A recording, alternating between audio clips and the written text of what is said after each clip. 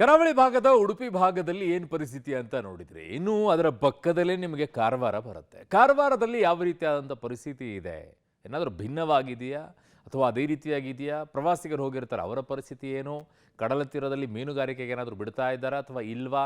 ಇವೆಲ್ಲದರ ಡೀಟೇಲ್ಸ್ ಬಗ್ಗೆಯೂ ಕೂಡ ನನ್ನ ಸಹೋದ್ಯೋಗಿ ಅಲ್ಲಿಂದ ಮಾಹಿತಿಯನ್ನು ಕೊಟ್ಟಿದ್ದಾರೆ ನವೀನ್ ಸಾಗರ್. ನೋಡಿ.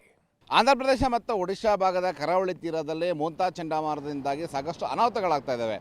ಅರಬ್ಬಿ ಸಮುದ್ರದ ಕರಾವಳಿ ಭಾಗದಲ್ಲಿ ಹೇಗಿದೆ ಅನ್ನೋದನ್ನು ನಾನು ಇವತ್ತು ನಿಮಗೆ ತೋರಿಸ್ತೀನಿ. ಕಾರವಾರದ ಕಡಲ ತೀರದಲ್ಲಿ ನೀವು ನೋಡ್ಬೋದು, ಈ ಭಾಗದಲ್ಲಿ ಬೋಟುಗಳು ಕೂಡ ಈಗ ಲಂಗೂರು ಹಾಕಿರೋದು. ಕಳೆದ 4 ದಿನದಿಂದ ಬೋಟುಗಳು ಈ ಭಾಗದಲ್ಲಿ ಲಂಗೂರು ಹಾಕಿರುವಂಥದ್ದನ್ನು ನೀವು ಗಮನಿಸ್ಬೋದು. ಯಾಕೆಂತಂದರೆ 4 ದಿನದಿಂದ ವಾಯುಭಾರ ಅರಬ್ಬಿ ಸಮುದ್ರದಲ್ಲಿ ಕುಸಿತಾಗಿತ್ತು. ಸುಮಾರು 60ರಿಂದ 70 ಕಿಲೋಮೀಟರ್ ವೇಗದಲ್ಲಿ ಗಾಳಿಯ ಅಬ್ಬರ ಇರ್ತದೆ ಅನ್ನುವಂತಹ ಸೂಚನೆಯನ್ನು ಹವಾಮಾನ ಇಲಾಖೆ ನೀಡಿತ್ತು. ಈ ಹಿನ್ನೆಲೆಯಲ್ಲಿ ಬೋಟುಗಳಿಗೆ ಸಮುದ್ರದಲ್ಲಿ ಆಳ ಸಮುದ್ರದಲ್ಲಿ ಮೀನುಗಾರಿಕೆಯನ್ನು ಮಾಡಬಾರ್ದು ಅನ್ನುವಂತಹ ಸೂಚನೆಯನ್ನು ನೀಡಿ ನಿಷೇಧವನ್ನು ಹೇರಿತ್ತು.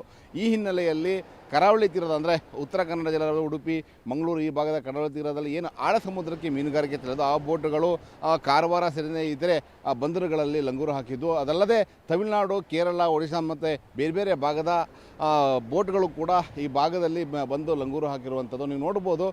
ಅರಬ್ಬಿ ಸಮುದ್ರದ ತೀರ ಭಾಗಗಳಲ್ಲಿ ಈಗ ಬೋಟುಗಳು ಇನ್ನೂ ಕೂಡ ಈಗ ಲಂಗೂರು ಹಾಕಿರುವಂಥದ್ದು. ಇನ್ನು ಈ ಭಾಗದಲ್ಲಿ ಅರಬ್ಬಿ ಸಮುದ್ರದ ಸುತ್ತಮುತ್ತ ಭಾಗದಲ್ಲಿ ಹೆಚ್ಚಿನ ಗಾಳಿಯ ಒತ್ತಡ ಹೆಚ್ಚಾಗಿದ್ದಾವೆ. ಮಳೆ ಬರುವಂತಹ ಸಾಧ್ಯತೆಗಳು ಕೂಡ ಇರುವಂಥದ್ದು. ಇನ್ನು ನೀವು ನೋಡ್ಬೋದು ಅಲೆಗಳ ಅಬ್ಬರ ಹೇಗಿದೆ ಅಂತೇಳಿ. ಅಲೆಗಳು ತುಂಬ ನಿಧಾನವಾಗಿ ಹೆಚ್ಚಿನ ಪ್ರಮಾಣದಲ್ಲಿ ಏರಿಕೆಯಾಗಿ ಕಾಣ್ತಾ ಇದೆ. ಬೆಳಗಿನಿಂದ ಅಲೆಗಳ ಅಬ್ಬರ ಕಡಿಮೆ ಇತ್ತು. ಹೀಗಾಗಿ ಈ ಭಾಗದಲ್ಲಿ ಮೀನುಗಾರರು ಒಂದಿಷ್ಟು ತೀರ ಪ್ರದೇಶದಲ್ಲಿ ಮೀನುಗಾರಿಕೆಯನ್ನು ಅಂದರೆ ಎಂಡಿ ಬಲೆಯ ಮೀನುಗಾರಿಕೆಯನ್ನು ಪ್ರಾರಂಭ ಮಾಡಿದರು. ಆದರೆ ಆ ಸಮುದ್ರ ತೀರದಲ್ಲಿ ಇಳಿಬಾರ್ದು ಅನ್ನೋಂತಹ ಸೂಚನೆಯನ್ನು ಈಗಾಗಲೇ ಮೀನುಗಾರಿಕಾ ಇಲಾಖೆಯಿಂದ ನೀಡಿರೋದ್ರಿಂದ ಮೀನುಗಾರರು ಬೋಟ್ನನ್ನು ತೆಗೆದುಕೊಂಡು ಸಮುದ್ರ ಭಾಗದಲ್ಲಿ ಹೋಗ್ತಾ ಇಲ್ಲ.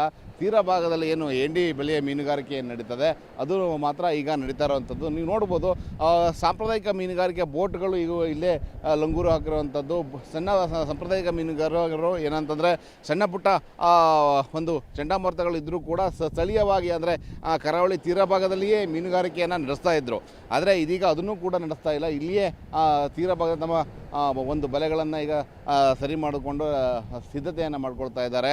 ಆದರೆ ಕರಾವಳಿ ಭಾಗದಲ್ಲಿ ಇನ್ನೂ 3 ದಿನಗಳ ಕಾಲ ಮೀನುಗಾರರು ಒಂದು ಮೀನುಗಾರಿಕೆಗೆ ತೆರಳಬಾರದು ಅನ್ನೋಂತಹ ಒಂದು ಸೂಚನೆಯನ್ನು ನೀಡಿರುವಂಥದ್ದು. ಹೀಗಾಗಿ ಮೀನುಗಾರರು ಸದ್ಯದ ಮಟ್ಟಿಗೆ 3 ದಿನಗಳ ಕಾಲ ಅರಬ್ಬಿ